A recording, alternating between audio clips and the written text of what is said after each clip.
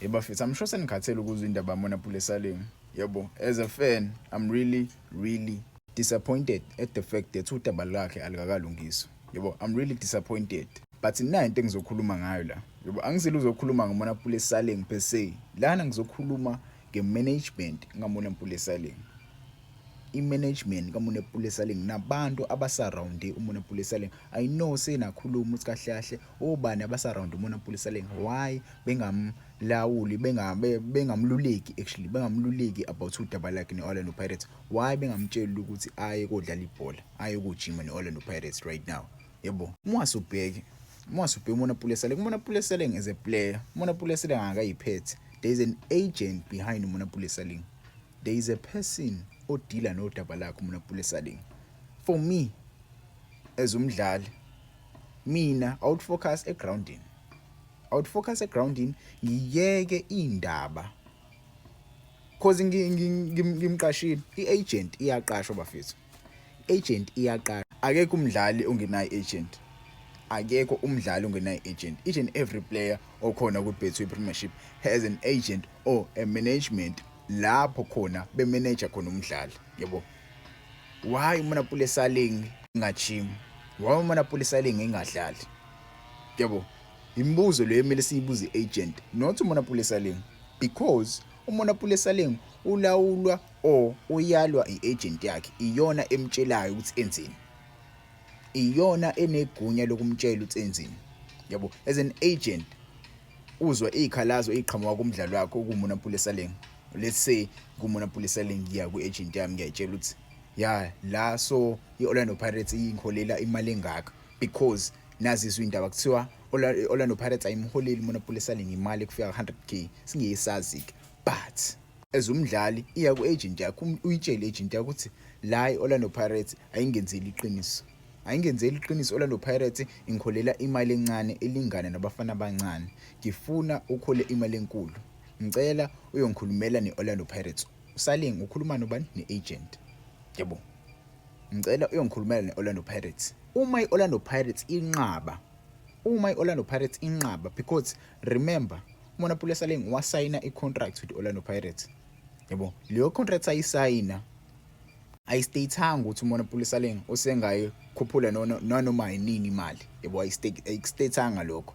But into ayiproducer ebholini as a club kumele nizame ukumnikeza i-contract entsha.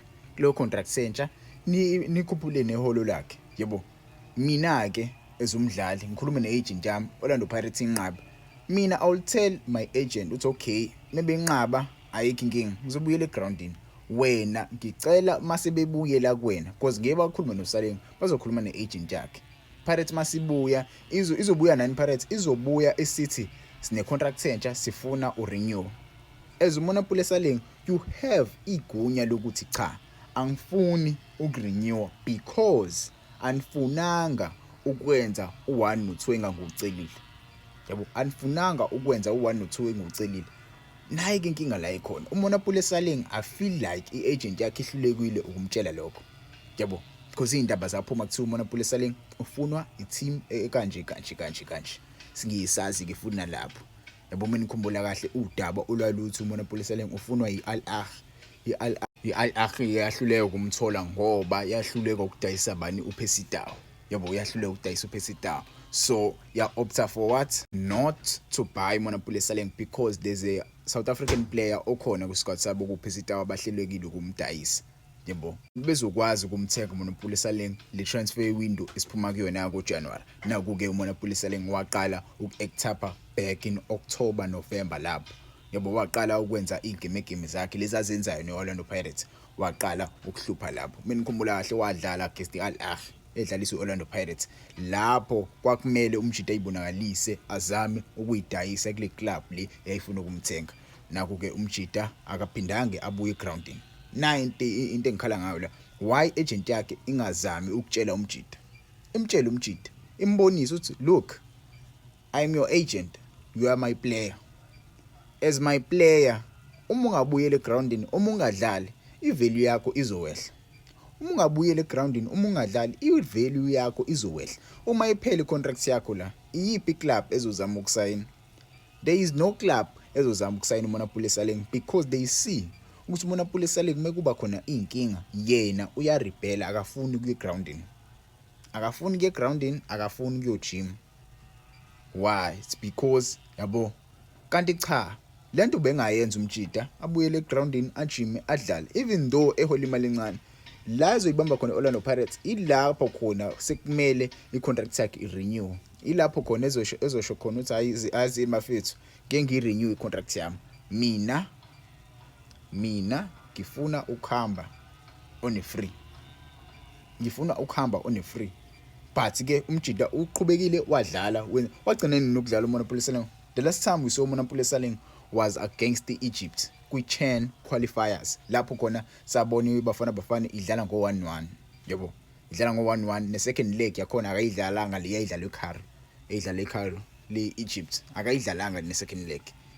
So umjida yabo unerust nje yabo any team ezozama ukumthenga izoba skeptical. I don't think ekhona any big club ekhona la ku-Betway Premiership yabo ezozama ukuya kuyena uMonapule Saleng. I'm not trying to bait mouth umjida yabo, I'm not trying to bait mouth him. Abantu abasondelene naye they must try and convince him ukuthi look at the big picture, you are a big player unesithombe esikhulu yabo, you have ama-achievement amakhulu. Wena hamba egroundini uyodlala yabo ukora amagoli wenze lokho ojwayele ukukwenza.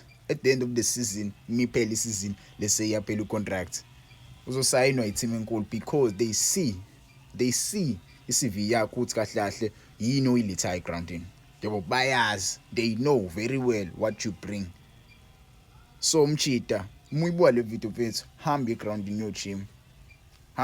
yo gym uyeke yonke lento le uyeke ukuthi bathini ngawe laba bethi yabo let's not lie to ourselves bafethu sithi uMonapule Saleng is not a one team player. Let's not lie to ourselves ukuthi uMonapule Saleng is not a good player. Let's not lie to ourselves yabo. I know we won against the Mamelodi Sundowns the other day. We won against the Sundowns engekho without the help of uMonapule Saleng, but uMonapule Saleng uyadingakala isikhathi Orlando Pirates. It's not nice ukubona izinto ezikanje.